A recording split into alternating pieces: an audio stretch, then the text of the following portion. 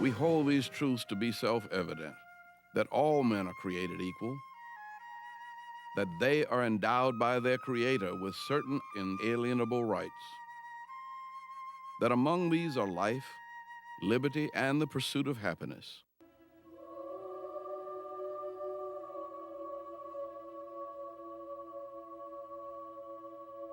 Fourscore and 7 years ago, our fathers brought forth upon this continent a new nation, conceived in liberty and dedicated to the proposition that all men are created equal. Now we are engaged in a great civil war, testing whether that nation or any nation so conceived and so dedicated can long endure. We are met here on a great battlefield of that war.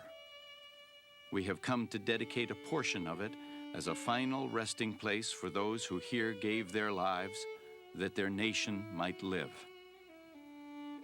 It is altogether fitting and proper that we should do this.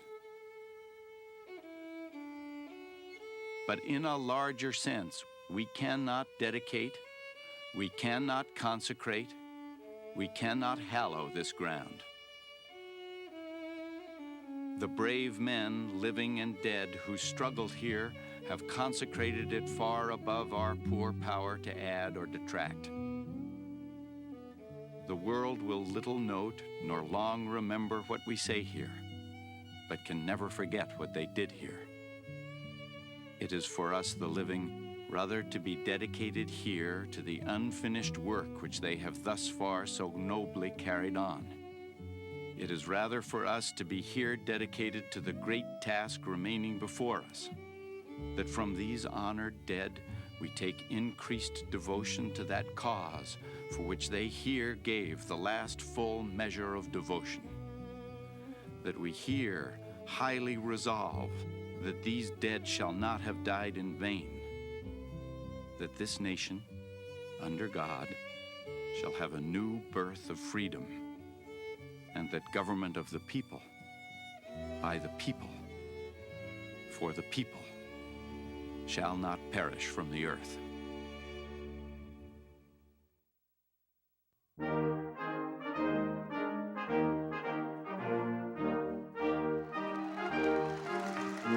Mr. Gorbachev, tear down this wall.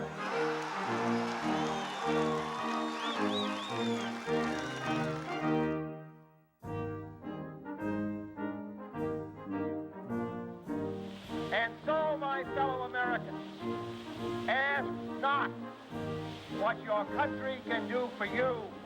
Ask what you can do for your country.